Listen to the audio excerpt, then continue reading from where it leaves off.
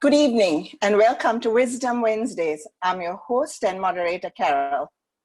I'd like to introduce you to our panel. There's Soraya, Selvi, say hi. Yeah, Kyra, Kamini, Farazana. So thank you for being with us for another hour of stimulating discussion. And as we start, I would like to take a moment to wish our Muslim viewers Ramazan Kareem, as the holy month of fasting has just begun. If you missed this show, please make sure that you log on to our Facebook page. There will be a recording of this show. So in the last couple of sessions, we discussed unity for Sri Lanka. We discussed pluralism and inclusion. We are trying to take this show from show to show to have a connection so it all makes sense. So if any of you have missed any of our previous shows, please log on and you can watch any of the old shows. Then they are also on YouTube. I wanted to say something about today's topic. So today we talk about a wholesome Lanka and a framework for transformation. I think this is an ideal moment for us to get into this particular subject. As a child growing up, I'm one of 7 girls and 2 boys. I'm in a family of 9 children, and both my parents worked, right? My mom was a teacher and my dad went out to work. He worked for the government, for the public service. And, there were certain things that my mom did at home to ensure that we stayed wholesome at home and connected and respected each other. And a couple of them was, we had to have dinner together in the evenings. And after dinner, we would sit and discuss various subjects, and we were allowed to speak freely. We were not told whether that's right or wrong, just open discussions. And that was one of the good things we did. The other thing that we did was we all prayed together. And I think any one of us, even if we don't believe in a religion, we might believe in spirituality of some sort or meditation. I think it's really important for families to connect, because all this starts from the family unit. All this starts from what you learn from your parents and your grandparents. And if we miss the bus there, and if parents say we are really busy and the kids we don't have time for the kids, then don't be too surprised if things go wrong. So our thing is to bring it back to where we tell you women and ourselves that we are capable of anything. Anything is possible, guys, okay? So just to get back to our subject, wholesome nation and a framework for transformation. I'm not going to hold you for too long. I want you to bring on Soraya. Soraya? Good morning, everybody, and thank you, Carol. As we know, our gracious hostess, Carol Tozer. Wow, social activist, environmental justice activist. She's the co-founder of WIN, and she promotes gender equality through sports. And as I always say, what impresses me so much about what she has done is she builds homes for women-led households. And that's something that blows my mind away. Thank you, Carol. Soraya, before you go forward, I have to say I didn't complete my introduction of Soraya. Soraya is a community organizer and she mobilizes women for action. So this is the woman we have to listen to. And today she's going to talk about engaged citizenry. Okay, yes. So this is a huge topic. By no means can I complete everything I have to say in 3 minutes.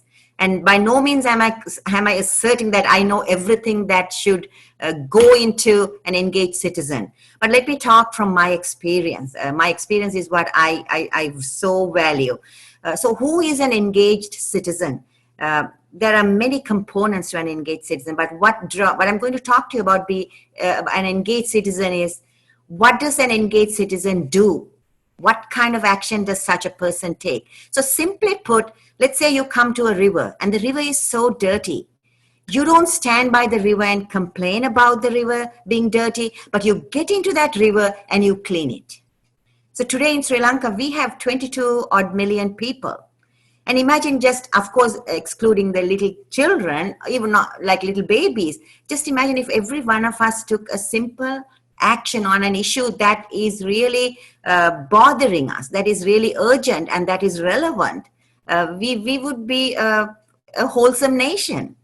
So an engaged citizen is somebody who is independent, who is assertive, and who is concerned about the problems of others and in the community. So what does that person do? He mobilizes, he or she brings together people and takes action. Action that translates into social and political change. So our vision in this, with Wisdom Wednesdays and the hours spent with you, is how to mobilize every one of you to take such action. And very simply put, I was living with a friend in Kotte, and I used to take walks every morning. And the first morning I went around, I saw a dumpster and garbage overflowing. The second day also I saw it, and I was commenting to myself, oh my God, after 72 years after independence, we still don't know to really get rid of our garbage. And the third day I thought, no, I'm going into this little shop by the intersection. And I asked the man in the shop, who is responsible for this? Why have you not cleaned it? And of course he came up with this story. It's not us, ma'am. It's somebody, it's those neighbors and all of that. I said, no, this is not good enough. Go bring the broom from inside the little restaurant. And together, he and I, we swept the sidewalk, the pavement. We swept it, we collected the garbage. And I told him, please put a little sign, buy a little bucket. So in that sense, to take simple action that can change your community, where you live, where you walk, what you see every day. So I'm going to stop there. And of course, we will have questions and we can go clarify matters as we move along. Thank you, Carol. So as not to confuse you guys, we are doing this show live. When Soraya said good morning, she's in LA at the moment. So, bit of a time lag here, but anyway, all good. So now we go on to Selvi. Selvi is an architect who has worked in local government in both UK and in Sri Lanka. And Selvi will talk to a wholesome nation and a role of the environment. Selvi? Selvi is also an architect, so. Thank you so much. It's a beautiful topic. I really love to say something on this. Like Soraya was saying, I don't know the whole thing, but I can just go from what I have learned and seen in Sri Lanka. Wholesome Lanka means wholesome 22 million people. So what do we mean by wholesome people? Wholesomeness in a person comes with physical well-being, mental well-being, emotional well-being, and spiritual well-being. The simplest and the direct way to produce wholesome people in practice is practice of meditation and self-inquiry. If every 8-year-old in the world is taught meditation, we can eradicate violence in this world in one generation, said Dalai Lama. So I spend a lot of time having meditation classes, meditation practice for people who are interested at the foundation that we have set up. A framework to produce wholesome nation should mainstream meditation among all of its citizens. A wholesome nation is also not just the people, but the landmass, fauna and flora. The rivers, the mountains, the climate, the villages, the cities, the roads, and so on and so forth, and the built environment in the cities. Coronavirus has shown us how much we have plundered the environment. Now the pollution has dropped, air is fresh and clear. We can see Sripada from Colombo and Himalayas from Punjab. The animals and plants have moved in, and they're saying we are going to make the planet great again. And the reverse is also true. The environment impacts well-being of people. And the school of thought springing from the Chinese classical medicine directly links the coronavirus to climate change.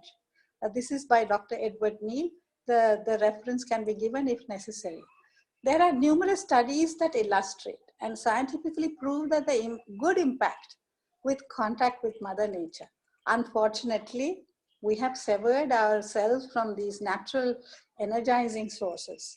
Now we live in cities and drastically reduced our interaction with nature.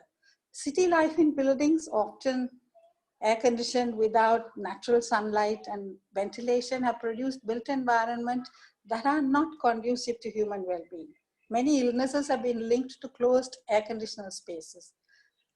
In the post-corona era, we need to make a conscious effort to get back to the nature, see that our children have more contact with nature, with the forests, rivers, and water bodies, learn how to appreciate and preserve bees and animals and birds. Excessive cruelty to animals and the way they are farmed have all produced an environment which reeks of revulsion in people's hearts and minds.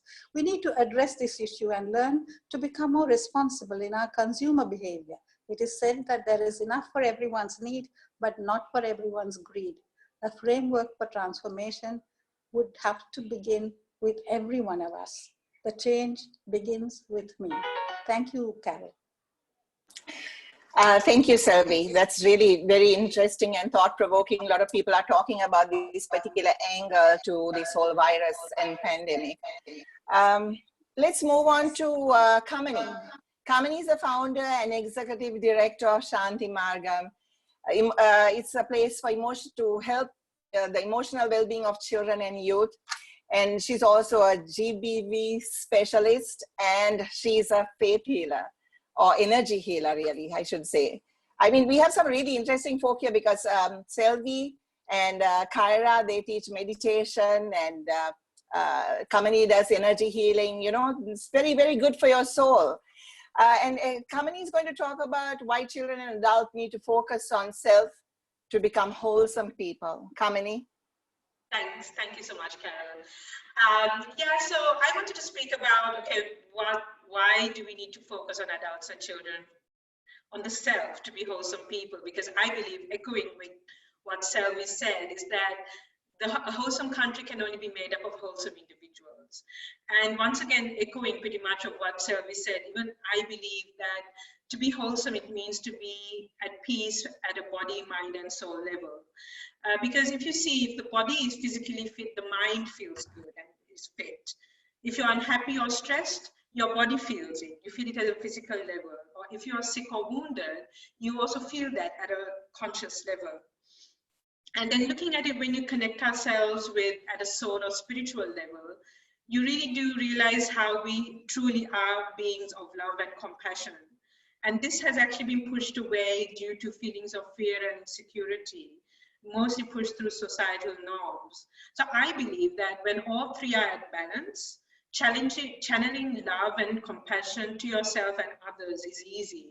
And this is what I do through my energy healing practice. And people do feel this energy when I'm putting it across, and it's from my heart, it's compassion. So the next question is then, how do we bring this for children? So for this, I wanted to cite what we do at Shanti Margam, my organization, and an example of how we adapted a program called Paths to Adulthood, a program from Hong Kong. This was funded by UNICEF, and the project actually focused mainly on bonding, resilience, building self-efficacy, empathy, spirituality, and a number of other components. And we used this adapted program at a center in Maktak Kulia. And the positive changes in behavior were just amazing. The children were reporting about how they were responding to anger in a very different way, how they felt more empathy towards people, and how they acted with a lot more compassion. And at Shantimargam, we combine this kind of work with healing trauma using counseling and art therapy, as well as working with children to strengthen their emotion management by giving them tools like yoga and meditation. So that's how I feel that we can bring in a holistic approach when working with children, and it seems to be working well. Then the next one is, how do you work with adults? Adults who have been so conditioned over our lifetimes. And I think for each person, it's a personal journey. For me, it started in my work through gender equality. And for me, it started from the place of, why do we use violence? Because in the past, I have spoken about how hurt people hurt people. And I think we also need to acknowledge and look at ourselves honestly to understand that we have all used violence in some way or the other, either emotionally, verbally, or even mentally. It's always easy to think that it's someone else who has meted out violence, a politician or a man who is violent towards his partner or wife. But I think to be wholesome, we need to feel peaceful and compassionate. We need to reflect on how we use violence and abuse and the power and privilege. I mean, talking about it honestly, it's a very difficult process. We don't like to imagine that we're abusive anyway. I mean, I've had, say, my first boyfriend who said that I was a bully. In my job, I know in the past, and I hope not much in the present, that I have used my position to use power and to also be a bit unkind. So it's a very difficult and uncomfortable role to play. But when you reflect, when you do emotional healing, when you use tools such as meditation, healing, energy healing, and you become more conscious of your body, you listen to your body, you listen to your thoughts, it helps you move towards becoming more wholesome, and that has a positive impact on people you engage with. That's what I see in my work and the people I work with, and I hope that that brings a ripple effect to other people also. So I'll stop there. So thanks, Kamini. You know, part of the reason why we relate stories from our personal lives is so you understand that we are also hurt people or damaged people, or whatever experiences we've had along the way, good or bad, is what has brought us to this position to have a voice. So it's all good, you know, whatever happens, it's part of your learning curve, as they say. And if you learn from it, that's brilliant, right? Because that's what helps you to heal and move on. So anyways, we'll talk to Farzana, and Farzana is a behavior specialist. So Farzana is going to have something important to tell us. And she will share some insights in her role as a consultant with the UN World Food Program. So that's another area that is very interesting to and important when we talk about wholesomeness. So Farzana. Thank you, Carol. So I want to talk on the angle of wholesomeness in terms of physical health and like a wholesome diet and a healthy living, much as I fully agree with what Selvi and Kamani said about the mental health and well-being. We have to also be physically fit, and for that, one of the most important things is our lifestyle in terms of what we eat, our nutrition, and our sort of a healthy lifestyle that we lead. So in Sri Lanka, alarmingly, I don't know how many of you know, we are a malnourished nation. I wonder how many of you knew that. So we have an issue of the highest. I think we are the top 5 in the world for an indicator called wasting, and which is when you're too thin for your height. And the other indicator, which is also very bad for us, which is stunting, which is when you're too short for your age. So we have these issues in malnutrition, plus we also have obesity, which is another problem. And we also have anemia. Almost 1/3 of women of childbearing age are anemic. So we have what is called the triple burden of malnutrition. No one would believe this, because at the outset, we are a country very green, we are not in a desert, we have lots of things to eat. So it's a case of what to eat, how much to eat, when to eat, and so on, which people don't seem to practice. So the alarming thing that leads to all this, amongst many other issues, is the deaths due to non-communicable diseases. If you remember in our childhood, all of you might remember we had the issue of communicable diseases, and we had mumps, measles, things like that. And over time, we developed vaccines and now we are okay with it. But when it comes to non-communicable diseases, it's a silent killer. Actually, it's sad to note that nearly 75% of total deaths in Sri Lanka are due to NCDs. Can you imagine that? So actually, that is 3 in 4 people. This is the reality, and this is because mainly our lifestyle. Are we working out? Are we eating healthy? So what should people eat? Our diet is too heavy into carbs. That's one of the main reasons. We need to have a right balance of fruits and vegetables and have the right calories that we have to have a healthy diet. And the other issue that we have is our lack of physical fitness, this sedantic lifestyle that we lead. So it's a balance of physical fitness versus lifestyle.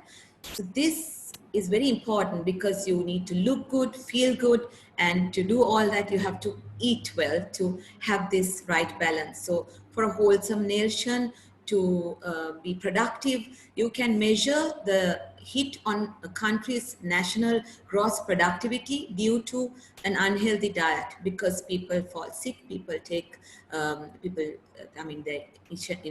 the end they die. And due to all this, there's a huge hit on the productivity in a nation as well. So for a wholesome society, a proper nutrition is very, very important.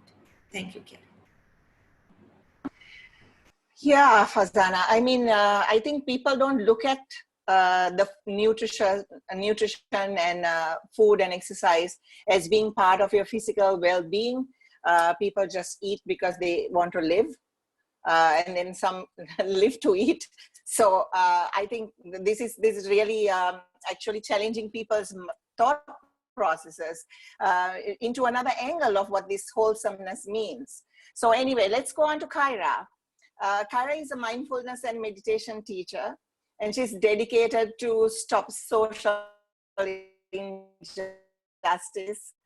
Kyra is going to talk about the examples of reconciliation in times of polarization. Thank you, Carol. So I'd like to really invite us to reflect on what makes a healthy culture. The topic tonight is a wholesome Lanka.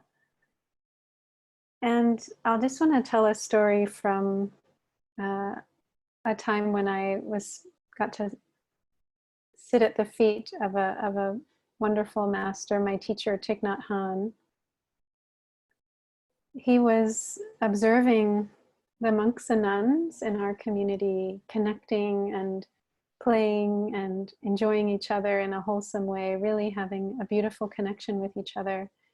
And he said, the sight of people practicing brotherhood and sisterhood is more beautiful than the most magnificent painting or the most beautiful cathedral. And he also said, this was when he's 93 now or something, but when he was in his 80s, he said, in all of my 70 years as a monk, he became a monk when he was 16. In all of my, more than 7 decades as a monk, there's nothing more important in all of the teachings of the Buddha than brotherhood and sisterhood.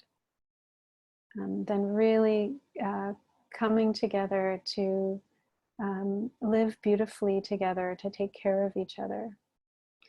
And I read in a wonderful article by an essay by Charles Eisenstein called The Coronation. He was talking about causes of death, like Frazana was just mentioning. And I was surprised when he listed, what these chronic diseases were, but then he said loneliness tops them all in terms of causes of death. When people are so isolated and alone, that's one of the strongest determining factors of their health. So we are mammals, we're social creatures. We are our nervous systems are set up for connection, for brotherhood and sisterhood, and really seeing ourselves as belonging to others. So when I think about what makes a healthy culture, I think about what is it, what can we cultivate in ourselves individually that helps us to be present for our own vulnerability and not turn away from our own vulnerability, so that when we see that in our community, in our society, we don't turn away from it there either. I have a friend who teaches with the Transition Town movement in the UK. We teach together at Schumacher College, and she was offering this perspective that as we look at the rhetoric in our world, it's becoming harsher in many places, especially in the West, like less and less caring for those who are more vulnerable. And she was saying for her, it's a reflection of the inability to be okay with our own personal vulnerability, that gets projected outward. And so then those that are homeless or poor or a minority in some way, anything we don't like about our own vulnerability, we project and treat them harshly. How we treat ourselves is crucial to how we treat others, and that's crucial to whether or not our society is healthy. So the inner is the outer, and the outer is the inner. There's no separation. And so this importance of self-knowledge, there was a neuroscientist, Dan Siegel, was presenting on how parents can best take care of their teenagers. And he was saying the strongest determining factor of whether or not you can connect with your child is your own self-knowledge, your own ability to know yourself well. That's what determines more than anything else your ability to really parent well, connect well. And to me, that can be generalized to connect well with anyone. And as Selvi so importantly mentioned, also it means how well we can connect with the earth. When we're cut off from ourselves, when we don't accept parts of ourselves, we won't be able to accept others. We won't be able to connect with the earth. So this, what makes a healthy nation, what makes a healthy culture, is completely tied up and interconnected with what makes a healthy human, a healthy individual. And seeing ourselves as interconnected, as interbeing with others, that, you know, your happiness is my happiness, your suffering is my happiness, and your suffering is my suffering, and vice versa, is the foundation for real health and lasting health. So thank you. Wow, as always, Kyra, thank you very much. Very soothing, and yeah, lots to think about. So I'd like to go to Soraya. Soraya talked about something that, first, before I say that, this show, as all of you viewers probably who have checked in before know, is in 3 segments. We first give our version of whatever the topic is. Then we discuss amongst each other or ask each other questions. And thirdly, all the viewers out there, please send in your questions on the chat, because we will try and answer as many as we can. So you can start sending them even now, but it will be answered in the next segment. So to get to our second segment, Soraya, you talked about these, people not picking up after them. You know, this wholesomeness idea, keep your environment clean, keep your house clean. If you keep your house clean, keep the outside of your house clean. And then if you go further, it carries on. And I have seen, this is actually kind of shameful in a way. I've seen foreigners with a black garbage bag walking the street or walking the beach picking up garbage. I mean, why is it that we can't get to that level, Soraya? And anything else that you think people need to do? And you start from your home and you teach your children. What is it that we can do? Yeah, so simply believing that you're responsible for something larger than you is very important. You're responsible for yourself, your family, your community, and your country. So when you see a piece of garbage, picking it up is one of the least things we can do. And teaching that, because children, they say they don't, we don't have to be worried that they're not listening. We have to be only worried that they are watching us. So setting up that example and doing little acts that can benefit from the environment to our relationships are very critical. So as all our panelists have quite beautifully asserted, it's this mindfulness. Be mindful about your environment, be mindful about your next step. So taking those very determined, deliberate steps towards even beginning with cleaning your garbage is something that we as a nation must go back to the blackboard, write some fresh rules and take determined action. Thank you, Soraya. Kamini, you mentioned, because you work with children, and this is really important, maybe are we a lost generation? Do we start with our children first and then try to go to the adults, or do we work with the adults now and, hopefully the children will come on the right path? Empathy and compassion, so important. And also in GBV and everywhere else, we always see the hurt, right? So can you just tell the viewers who are watching, because I think we all need to come up with, ideas where you can, someone watching is going to walk away taking something from this conversation and say, I can start this at home. I can start this in my environment. Is that something you can offer those watching out there, how they deal with, teaching their children about empathy and compassion? Thank you, Carol. A very important question. I think Soraya hit it on the nail. Children are always observing. And their first source of learning is through observation. So you can say something, you can say, be like this, be more kind, be more mindful. But unless you are doing it yourself, you can't expect children to follow suit. So even with Shanti Magam, we're very mindful about, say, we're talking about gender equality, and everything we do say, it's very thoughtful about how do we even resolve conflicts amongst each other? How do we treat each other? I worked in too many places where there's so much politics within an organization, an NGO, that is supposed to spread compassion to communities, but we didn't have compassion within ourselves. We had forgotten that important element. So I think there's no quick fix to it. And I think it also makes you feel much better if you actually start working on yourself first. And whatever age you start at is fine. Because also that will also really contribute towards your physical health. So I don't think there's a way of getting around the aspect of becoming a role model to your child, and you deciding what is that role model, and even things like even losing your temper and how you resolve that issue is important for children to watch. And working with children, it requires, it's easy for me to say, but it requires a lot of patience and time, and really, okay, what kind of values do you want to see in your child, or children you engage with, and patience. I mean, I remember one thing, for example, working on gender equality, a key thing we talk about is how men don't cry and boys don't cry, and they carry a lot of trauma with them into their adulthood, which is how that manifests into domestic violence, which ultimately leads to community violence.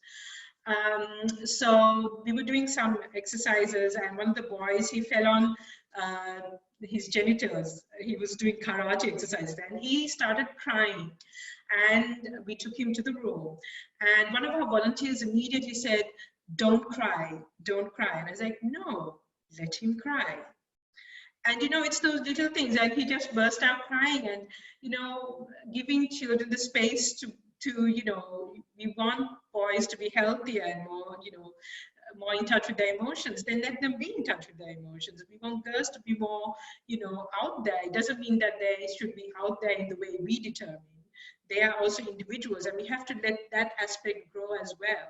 It's going to be messy, but it's also the environment that you create for them. Yeah, quite right. It's what you show by example, actually. Selvi, I want to ask you something. You talked on meditation, with Purnam Center.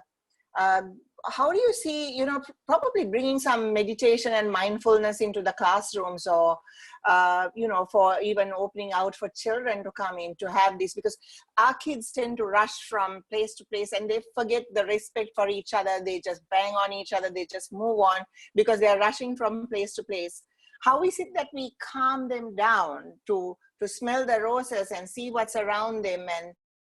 And yeah, can you say something?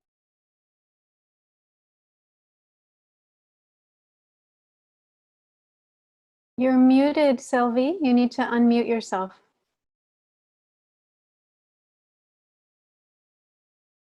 Sorry about that. Yes, that's a wonderful question. Beautiful question, because children particularly, when I say mainstreaming meditation, this has to be mainstreamed in schools, mainly in schools. And the many experiments have been done in California and in Britain, bringing in meditation in schools.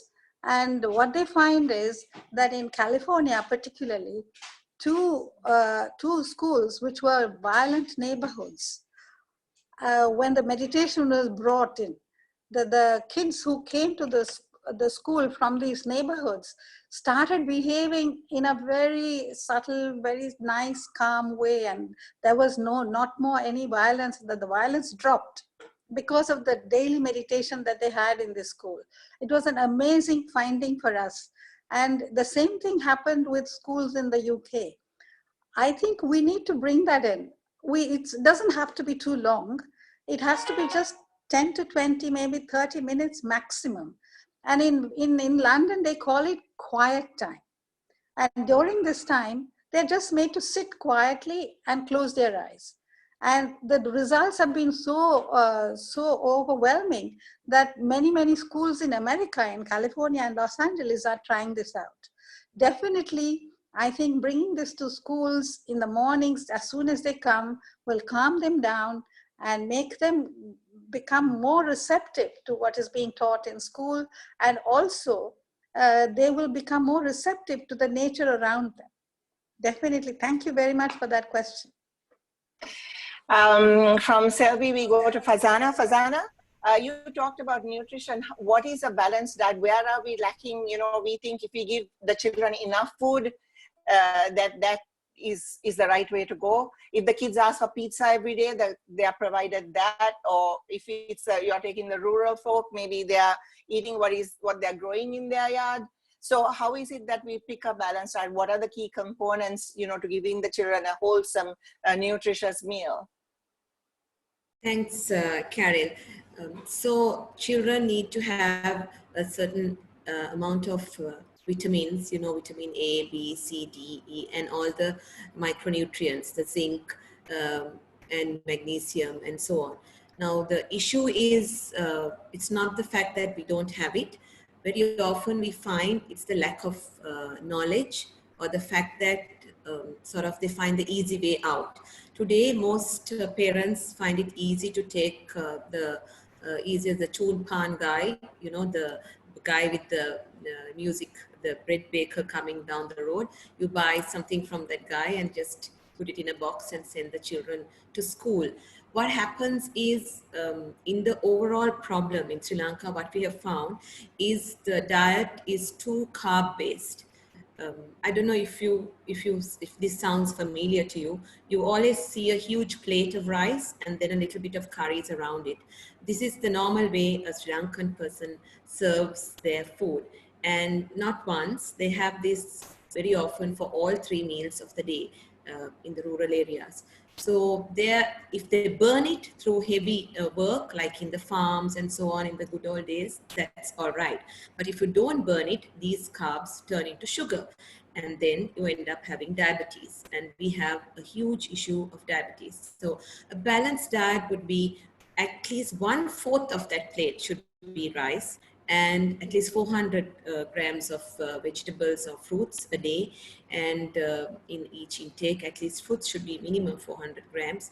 And the right amount of proteins. If you can't afford to have meats, you can have pulses, which has proteins, and reduce your fats, less fats and oils and fats, so that you have no issues of cholesterol and so on and pressure. So this should be your main formula. But when it comes to children, and the other issue we find, just as a last point, is we find in terms of breastfeeding, we are quite okay. We are almost 100%. Most mothers in this country have now been educated far and wide, and they breastfeed their children. Where we find the next drop is in the area where we call complementary feeding, which is after like 4 months of the child, around the 5th, 6th month, we introduce solids. Now, this is where most parents fail because they don't know what to give, how much to give, and even how to feed. There's a lot of force feeding going on. So how you make these meals more palatable to the little babies and feed consistently. So a lot of malnutrition starts soon after breastfeeding, and a malnourished child will give birth to malnourished children, and this continues the vicious circle of malnourishment. So we need to break it at the point of complementary feeding, in my opinion. Thanks, Fazana. I was watching a program yesterday in India. They were talking about making the invisible visible. And they were actually talking about the street children of India, and they had a drive to raise funds to feed and clothe and give them hygiene packs and whatever during this period of COVID-19. Fortunately, in Sri Lanka, this child labor on the street is not quite so rampant, right? And that really works. So Kyra, we are majority, this country is majority Buddhist, and most others of the balance are also believers in some way, shape or form, or they have spiritual needs, and they follow some other religion or even just meditation or whatever. But somewhere down the line, I think we have forgotten this thing about compassion and this talk about wholesomeness, respect for one another and the country we live in, and the leaders of the country, whoever, the teachers, your parents, the people in power, whatever, that what can they do to bring down to the people this sense of having respect for one another? Sure. Well, I think, it's so important to just see that we aren't separate, right? That,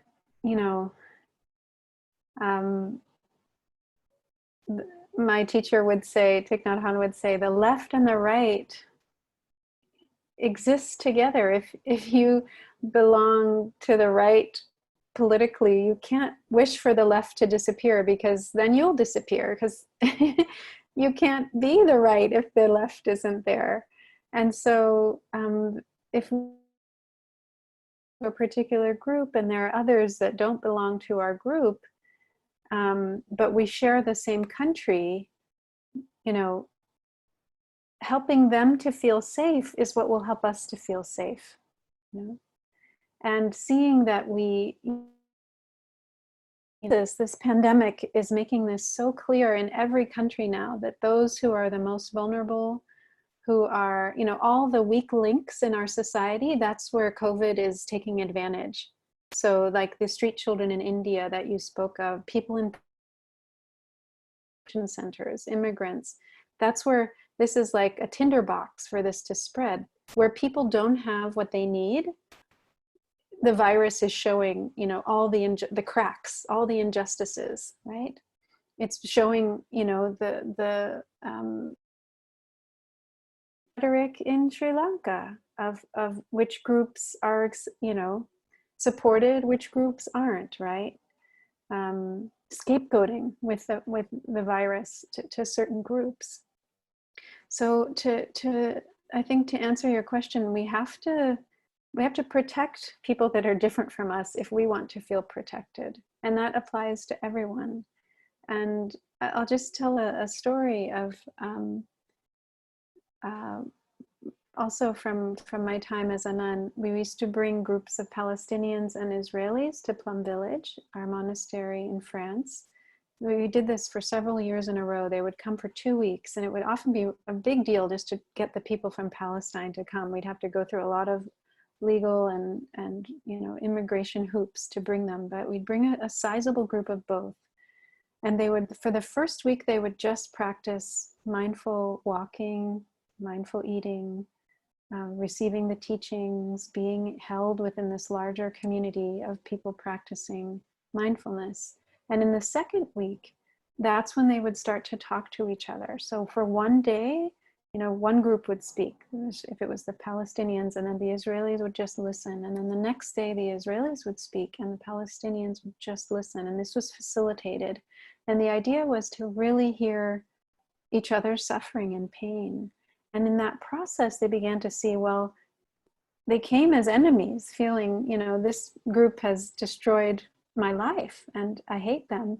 But as they heard each other's stories and got to see the common suffering, they felt their hearts opened. And, when we would do walking meditation as a community, they would take each other's hands, and they committed after they left to keep practicing mindfulness together. And Israelis would come, even after the wall was built, they would come into Palestinian territories to practice with the Palestinians. And this goes on today. They are still a community because of that time where they practice together. So it's just a reminder that even when we feel so hurt, I know there's still wounds in the country after the Civil War. It is possible to really see ourselves as brothers and sisters, and that is what our country, what our the children, the next generation need, is that we heal these wounds so that we don't keep perpetuating them. Thanks, Kyra. There's a question for Soraya. Soraya, how is it that you pick an issue that you can address? How do you pick an issue that you can address? Yes, there's innumerable issues, but we say if you're going to be effective, you have to pick a winnable issue. Because if we don't propose a cause and take action, and if you're not successful, it can demoralize us. So issues are problems are large. It's like a large pizza. Think of a large pizza. We don't want to eat the whole pizza, but we can take a slice. So pick an issue that is most relevant, that is most winnable, and that is most urgent. So focus on that. And I mean, when we start doing workshops and getting to know each other, we can go deeper into this. These are daily topics for 24 hours. We can talk on these topics. So coming back to the question, don't pick the whole problem. I mean, we can't get through a whole problem. But we can pick a sliver of an issue, a slice of a pizza, and then address it. And of course, see whether it is winnable, whether it is relevant, and with how urgent it is. So we're trying to get through as many questions as we can. I'm going to ask, we have another 13 minutes. So I'll ask Selvi, there's a question for you. How can we build an environmentally conscious Sri Lanka to create a wholesome people?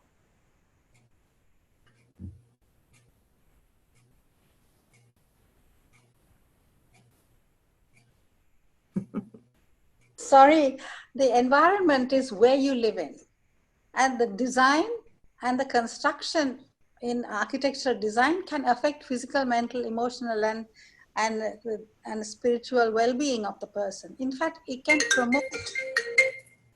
And architectural design holds spaces which contain energy. And that's why in South India, they built temples which became energy banks, where people go in and they get their energy battery charged. And it's a requirement in South India, where if you go to a temple, you'll have to sit down there for a little while. That is to absorb the energy and become energized. Now, living spaces, on the other hand, should allow the flow of energies combined with natural air and natural light. These are primary requirements in designing spaces for human well-being. In India, there's a whole science which actually talks about energy in buildings, which is called the Vastu Sastra. When the energy does not flow freely within the buildings and blocked inside concrete and brick, it produces a claustrophobic atmosphere. You may have noticed that when you go into some buildings, you feel good and energized. In others, you feel oppressive. In one building, I know every person who enters the building says how good they feel, how energized they feel, and how the good vibes are affecting their demeanor. And they become gentle and relaxed and happy. The artificial environments produced without natural ventilation and sunlight takes us away from nature, and it is also detrimental to our well-being. Now, building construction in Colombo has been so dynamic in the recent past, one could feel that all are done to maximize profit, you know. And what I find that the corona was a big blessing for us, because there was a huge multi-story structure being constructed close to us, and they're racing with time, with two shifts, one in the daytime, one at nighttime, completely regardless of the noise they were creating for all the thousands of residents around, only to maximize profit. And that is such a bad influence on the environment. Consideration of thousands of residents in the area was overridden by the racing the time for profits. I mean, does this contribute to well-being in people? So I think the environment has to be done in such a way, or looked at in such a way, that there is good design and well executed construction where people will be happy, relaxed, and very, very peaceful to be in the buildings. Thank you. Thanks, Sylvie. Thank you. Kamani, what happens when people don't work on their inner peace? Can you? I think we see it today. We see it everywhere. I think the question I have is, we work so much on education and attainment. One day I was talking about how we focus so much on financial profit, but we're not talking about, you know, profit for our being, for ourselves, you know. And the fact that we have to revisit, you know, all these processes. I mean, we've come to a point with the coronavirus, how, you know, we are so connected to each other. We need to be more compassionate towards each other. And you're also having time now to spend at home and just reflect on, okay, who am I? What am I doing? What is my life all about? And so, yeah, we really do need to work on it ourselves. Through a process of, you know, meditation and reflection. Yeah, that's where I see us going forward. So I'd like to ask Fazana this question. I was going to ask her, there was a question that came, actually an answer that came for you, but I was going to ask you, how do you build a nutritious, conscious Lanka? And you kind of gave a sort of answer to that. But there's also from Tush, it says balanced diet, and in the US and UK and France and Germany and other countries that they call 5 a day. I don't know whether, is that practical for Sri Lanka, Fazana? That's the... Yes, okay. yes. So as you know, I practice behavior change, and this is one of the behavior changes that we are attempting, how to change people's behavior in terms of their diet. As you know, we have, I showed you that we have high deaths due to NCDs, and all these result in, you know, because of their lifestyle and diet, plus the malnutrition and the vicious cycle of malnutrition of children, which can affect productivity, a nation's productivity. So how can we do this? I think, again, it comes to what all of us have been saying, mindfulness and consciousness. Today I read something very interesting, which said it's funny how the world economy is about to collapse just because people are buying only what they really need. Right? So again, you know, the irony of it. So we need to do conscious consumption. Again, when we do consumption, we need to think, is this good for me? Is this nutritious? It may take sometimes a little bit of trouble to prepare a nutritious meal. Maybe you have to grow it. Maybe you'll have to take some time doing your own home gardening. But, you know, this is where we are heading to. So we're trying to do a total island-wide behavior change campaign, sharing nutritious diets, educating people on why they should have nutritious food and the result of what would happen if they don't. And we have to reach to the masses in a language that they understand. So it will be very much in Sinhala for the Sinhala oriented people, and in Tamil for the Tamil area. So we have to craft different strokes for different folks as we do in communication, and reach out to the grassroots to carry this message. We can't just do fancy advertising and get this going. That's the way to sell more expensive consumer products, but this is the real thing. So Tina Jayaratnam says great perspectives on wholesome Sri Lanka. I mean, that's nice to hear, Tina. Thank you. So I have one more question for Kyra, after which we will have Soraya wrapping it down and giving us a call to action. So Kyra, the question to you is, how is self-knowledge and inner harmony connected to the work of reconciliation in our relationship and between groups? So, you know, we are a microcosm of our society. So there's individual consciousness and there's collective consciousness. And our ability to know ourselves and be in harmony with all the many parts of ourselves. We have a little mini society going on inside with all the different emotions, all of our different needs and our histories, our memories. So if we can bring that into harmony, then we're an agent of that harmony in our wider communities, right? So it's just not the case that we need things outside of us to change in order to be happy. I'm sure we all know people who are very balanced, who are very serene and peaceful, despite many things not going well in their lives, right? We probably also know people who are very unhappy, very bitter, resentful, even though they have a lot of things going well for them in their lives, right? So it's not about the external conditions. The self-knowledge that we have is really an invitation to find this vast freedom that's available to each of us. That's our human birthright. And when we touch that, that is something that is a huge gift to all of humanity. And so whatever we succeed in attaining for ourselves is immediately something that is contributed to the well-being of the whole. Thank you, Kyra. You know, this pandemic has shown us that all the money you can have in the world means nothing.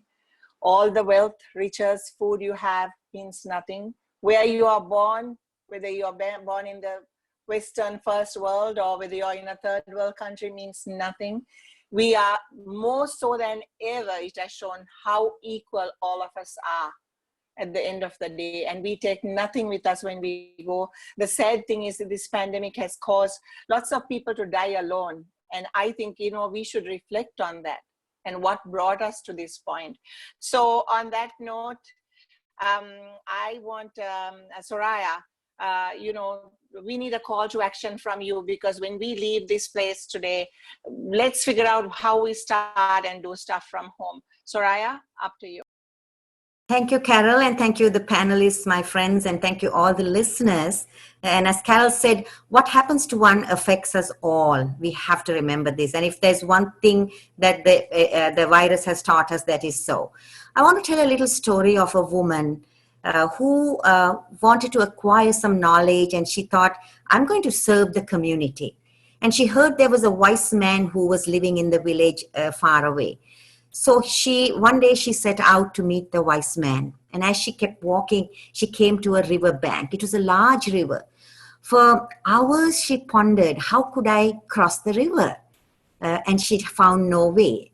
And then she thought, she saw on the other side a man, and she asked him, hey, sir, how do I get to the other side? And the man said, well, lady, you are on the other side. So the point here is, we have great intentions, but are we asking the right questions? Are we having a clear vision? With whom are we sharing our vision with? Because today, 50% of the world, in our country particularly, there are 50% of the people who are nothing to say, but they're saying divisive, hurtful, mean things. And there's 50% of us who need to speak up and amplify our voices. So the call to action is asking you, do you have goals? Do you have a big goal for yourself for 2020? And in that goal, do you have a goal for your community and your country? This is a critical question all of us want you to ask. This is not about us. This is about our country, building our nation, a united nation. So write out your goals and incorporate into that what you plan to do for your country in 2020. And your change can make that change. So in conclusion, what I want to remind you is tune in. Next week, we're going to have a fabulous show. We're going to talk about empowering women to believe it's possible. Thank you. Thanks, Soraya. And I just want to remind all our viewers, you can catch us on our Facebook page, Wisdom Wednesdays. You can catch up with our programs on YouTube. Soon, hopefully, we'll have a podcast going. Fazana is working very hard. Kamini is also working on it. And hopefully we'll have something to offer you. So we are looking at all mediums to bring this message across and have you, especially the women out there, because this is a call to all of you. Let's show up. Let's do something. Let's be part of this change we want to see. And as Soraya said, our next forum will be on the 6th of May at the same time, 6 o'clock. And the topic would be empowering women and to believe it is possible. So thank you very much from the panel. I'd like to say good night and stay safe. Bye. See you next week.